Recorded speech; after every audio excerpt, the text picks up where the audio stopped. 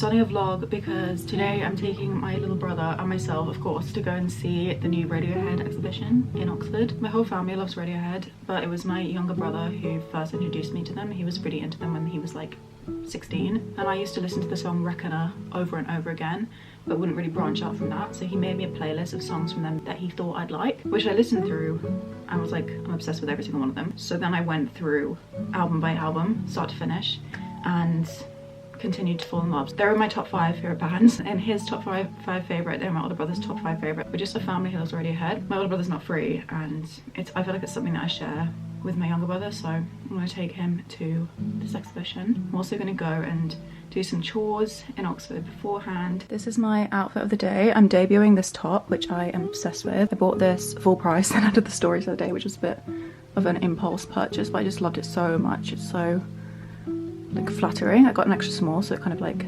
dips in, and then it has these big puffy sleeves, which I love. And then this skirt is very, very old Topshop. I've had it since I was about 18. And then obviously Converse, my high top Converse. They just go with everything. I've wanted them for years and now I finally have them. I'm getting so much wear out of them. And I really like my makeup today. It never shows up very well on camera. I love this lip colour. I bought it for Australia because it's like a dark, they call it acai glaze. It's like a really dark berry, but it's like a glossy balm, so it's like kind of subtle. You can build it up.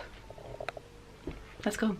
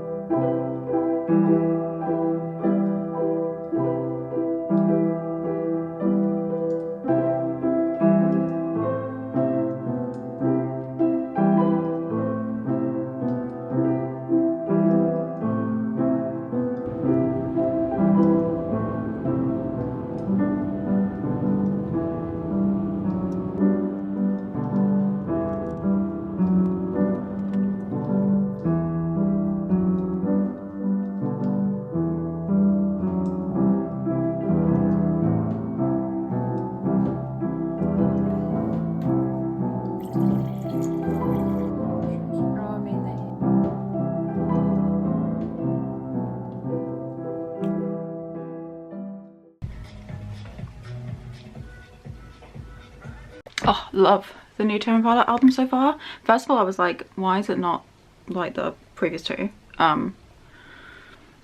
It's great. I just needed a few lessons. I'm going out to see my friend. I just quickly like threw my hair together and whatever, touched up my makeup because I have a work meeting. Sorry, I just like sprayed my face with setting spray. It looks like a mess. But before I go, I thought we would have a little chat about a book that I've recently finished because I haven't talked about any books so far in this video.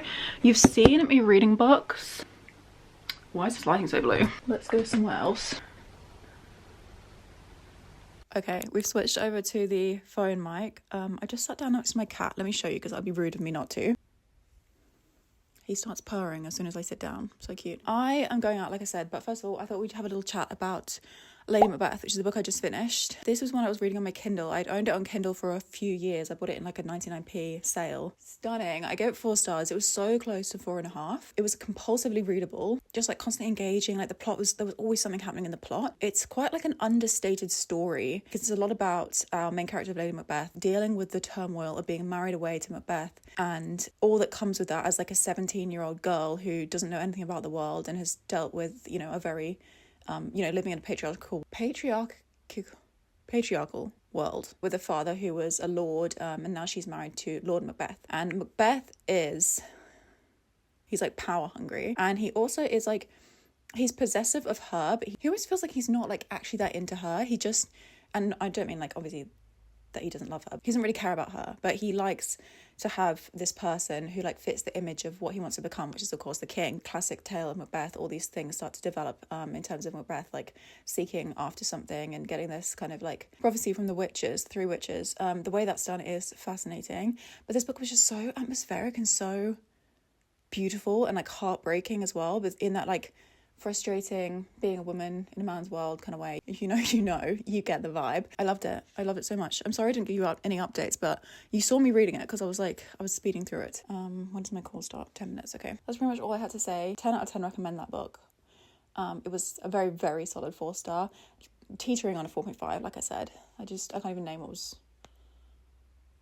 off about it, but incredible and so underrated. The rating is really bad on Goodreads, and it's because people are such like Macbeth and like Shakespeare purists. This is a reimagining, so you're obviously not getting the same thing. And also she's putting life into a character who, while she's quite like a prominent feature in Macbeth, in the story of Macbeth, she's also not really explored enough, and we really chomp into her in terms of like just existing within her mind, seeing everything through how she perceives it. I'm going to rant on about this forever, so I'm going to go because I've got other things to be doing, like getting back to work.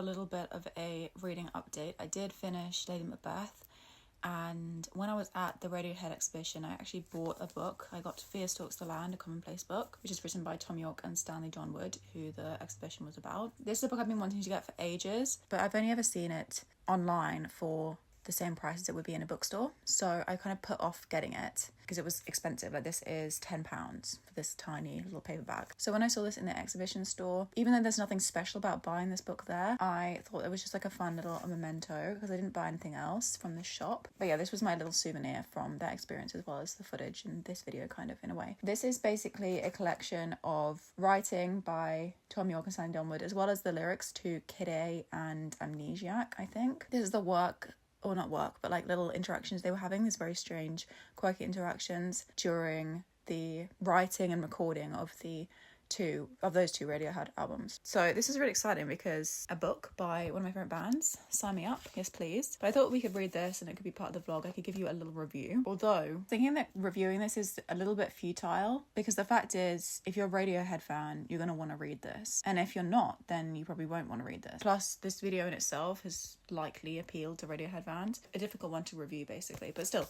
I thought I'd just read it across the vlog and we could see how I find it. Also, my hair's pinned back like this. I've lost my fringe. I had my driving lesson and I have to pin it back like this. I'm not going to go into why because it's boring, but that's why it looks like this.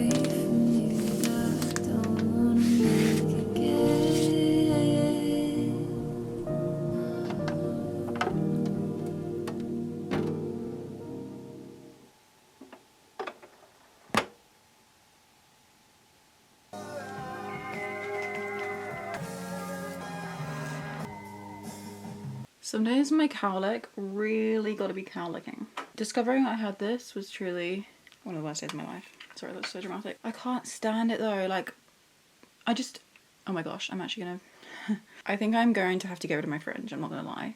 I'm debating it. I've been debating it for a long time, but now I think it's causing me nothing but stress and worry. So she's gotta go. We're double striping. I bought a what is it, like Monin, who do the syrups. I bought their cinnamon roll syrup. Not sure about it. It's 50% disgusting and 50% feels like you could just be pouring ground cinnamon in your coffee and it would be achieving the same thing. I'm not sure, but I just having a late coffee today, so we're pushing past it, but I think in general it's a no-go.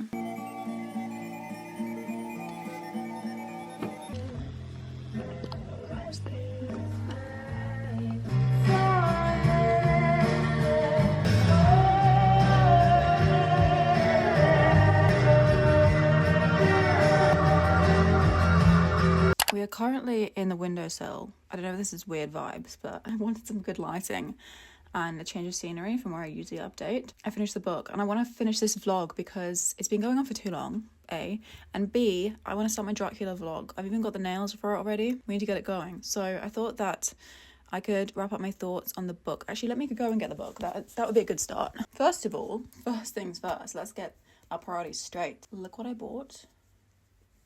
I'm obsessed with him. This is Windlebury. He is a bat that you can put in the microwave filled with lavender, so he smells lovely.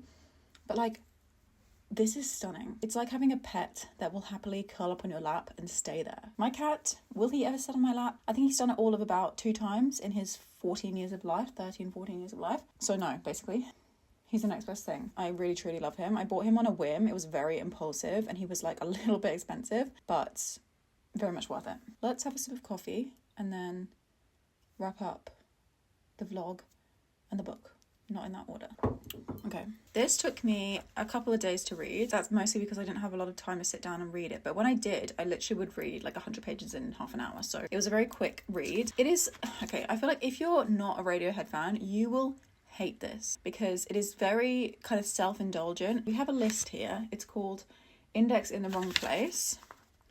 It's 20 pages, a list of random things. So let me just read some of them to you. Black rabbit, blue collar, bloated, battery hens, but I couldn't move. Birds fall out of the sky, like proxy, black hole urinal, breaking up, backseats, being poisoned by the staff, bringing in the bailiffs, and bent copper. Goes on and on and on for like a couple of pages. It is just, I don't know about that. And the other one is the appendix. Appendix A, file names. It's got a list of all the file names of these pieces of writing.